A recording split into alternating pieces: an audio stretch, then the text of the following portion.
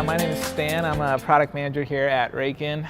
I have a pretty unique story as far as how I came about into product. In college, I actually studied for mechanical engineering at UCSD, and while I was in college, I was always interested in business and had an opportunity to run my own painting business. So I'd go on the weekends, book estimates, and in the summertime, I hired a crew, paint houses, did that for a couple of years, ran a really successful painting business. And then once I graduated college, I was kind of at a crossroads because I had a mechanical engineering degree, but I realized quickly that I did not want to be in design and be in the office all the time.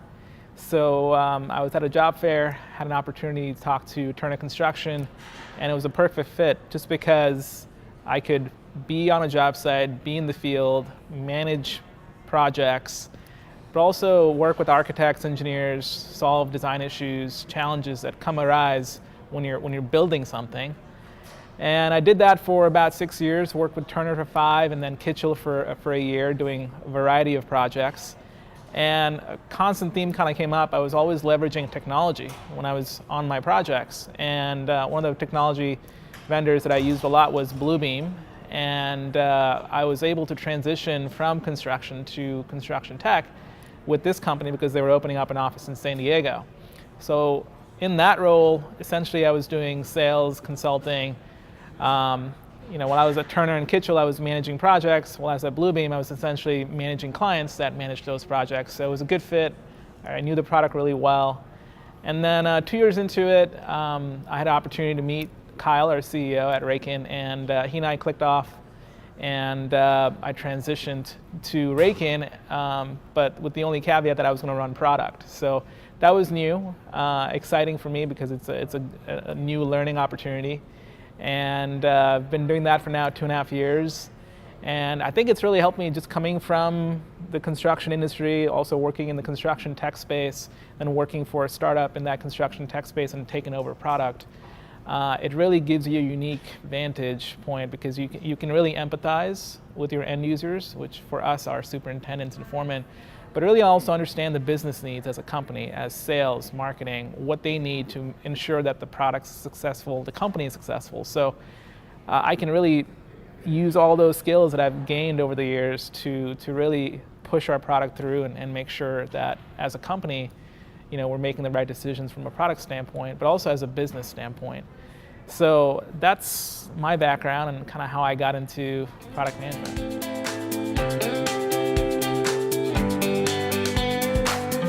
Me, coming from a sales background, also being in the construction tech space, I think the biggest thing is once the product provides value to the client, and enough value that they're willing to pay for it. So that's when I feel that product's ready to go to market because yes, it's a product, but it's also a business that's supporting that product. So you need to support the business.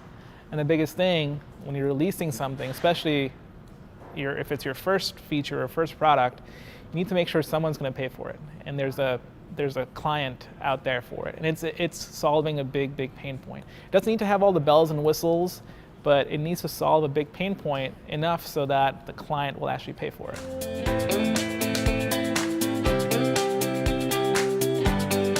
Startup, the goal is to stay alive and be relevant, and so that can be very challenging just because you're trying to float a business and meet client needs, and oftentimes people have blinders on. They're focused solely on what they just released and hey, we got to do this, keep on doing this. And once you kind of get out of that first year, 2-year mark within the startup, I think it's really important to introspect and see where you started, where you're going, what is the customer feedback, and really define your vision. That's one of the challenges that come up early on in the startup. It's really hard to define a vision because you don't know if it's a successful product.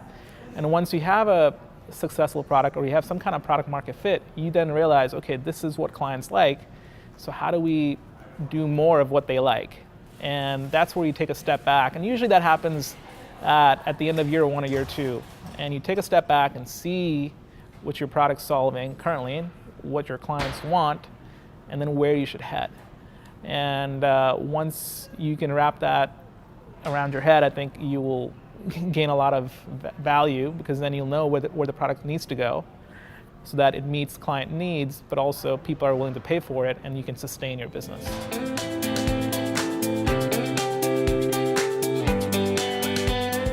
The reason why you want to go slow is because you want to make sure you have product market fit.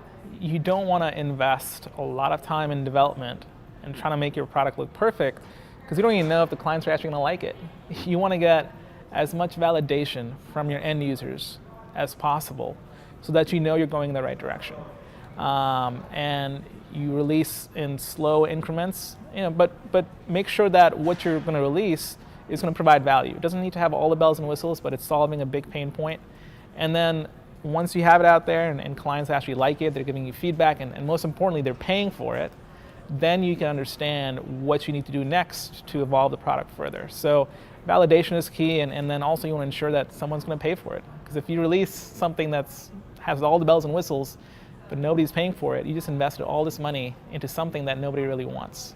So it's really important to go slowly, validate often, and ensure that people are willing to pay for this so that you have a successful product, but you also have a successful business.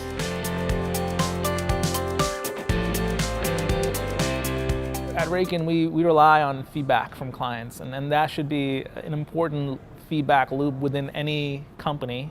You want to make sure you have direct feedback from your client so that you can understand what they're asking for and what they're looking for. And the key thing is you should build what's going to sell. It's not just a product, it's a business.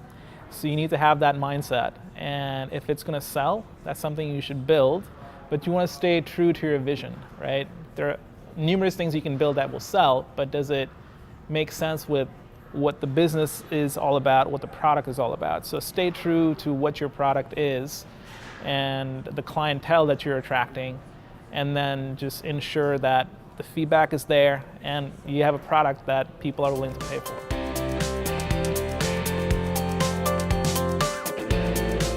I would say the ability to pivot. In a startup, usually hierarchy-wise, it's pretty flat because everyone's just trying to make sure that the business is alive and is sustainable. So oftentimes you'll reach, at certain milestones where you have to make some key decisions. And within a startup environment, you can make those decisions very quickly. People get on board very quickly as to what needs to get done, and then we can pivot and make sure we're moving in the right direction. So startups, you will pivot several times. It's just normal. But with an established company, it's really hard to do that just because you have a lot more decision makers, there's a lot more testing, there's a lot more bureaucracy, a lot more red tape. So I think startups have a unique advantage in that standpoint. The other thing I would say is the ability to create something, and that's something that's very unique within Raken as well as our clients, because our clients are builders. They see a pile of dirt and they build buildings. And startups kind of work in that same way, where you have an idea, you see an opportunity, and you build it. And it's really exciting to build something that people like, people are willing to pay, and you can sustain your livelihood and as well as other people's livelihood and grow the company. So that's a really unique advantage that startups have, and that's why people get attracted to it, because they can make a big impact and help the company grow and see the difference it's making for their clients as well as their employees. Whereas with big companies, it's really hard to get that. You might be one of 1,000 and you don't really see the impact that you're making. So startups really have that unique advantage where you can really make an impact, but it's also a lot of hard work. So.